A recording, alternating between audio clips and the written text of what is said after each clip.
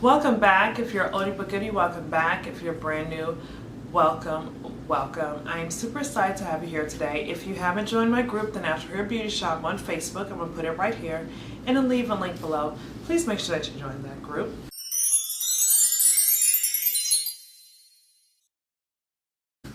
So just to recap, I have eczema and I have low porosity, 4C hair. I really feel like I may have 4Z hair, but we'll just say 4C.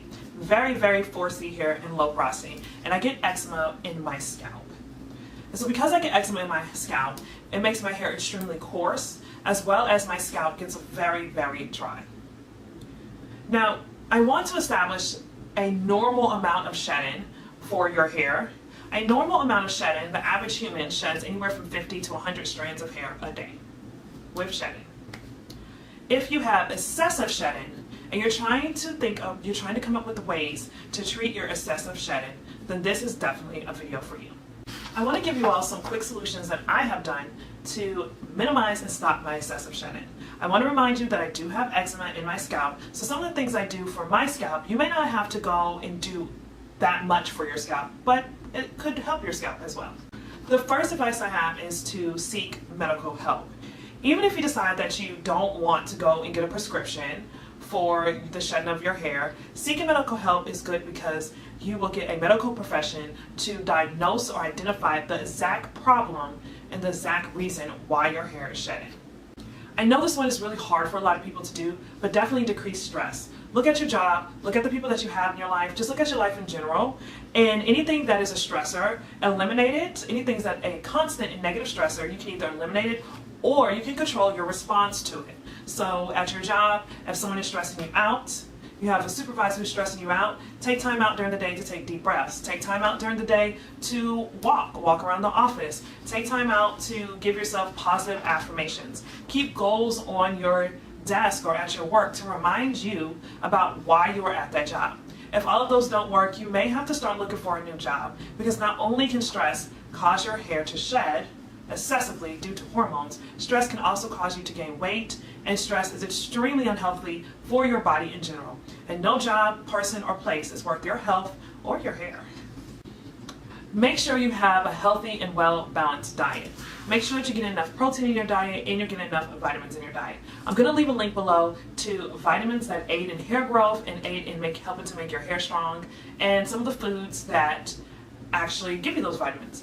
I strongly suggest that you ingest most of your vitamins and your nutrients with food versus a pill form. Also, make sure that you drink a lot of water. I try to drink anywhere from 2.5 to 3 liters of water a day, which is about a gallon, or 75% of a gallon every day. I know you're like, I'm going to be running to the bathroom, but that isn't necessarily a bad thing because you're cleaning out toxins from your body. Make sure that your hair and your scalp are moisturized. I feel like a lot of times we focus on our hair and making sure that is moisturized, but your scalp needs moisture as well. Especially if you're in a very dry climate, take the time to put some type of liquid or water on your scalp. Well, water is a liquid, but to put some type of water-based something on your scalp. I really love rose water, and I'm going to leave a link down below to tell you about all the amazing benefits of rose water. In fact, I may link it in this actual video. Seal and trim your ends. So this is really important, to seal your ends as well as trimming your ends. If you're wearing your hair out, or you're going to wear your hair out, it's important that you actually lock in moisture to all of your hair, but pay special attention to your ends. Your ends are the oldest part of your hair, and so they need the most attention and they need the most moisture. Make sure that you seal it, and when it's time to trim your ends, make sure that you trim them or dust your ends. What can happen is when you're doing your natural detanglement of your hair, if you don't seal or trim your ends, then your ends can snag on whatever tools or even your hands and actually pull out your hair. So what you think is shedding is actually your hair getting pulled out due to trauma because your ends are snaggly. I know that you may have clicked on this video thinking that I was going to give you some type of hair product, some type of natural pill, but that just isn't it. If you have excessive shedding, it may be genetic. Maybe hereditary, and you would definitely need to go see a doctor for that, because I'm not a doctor and I can't advise you on that.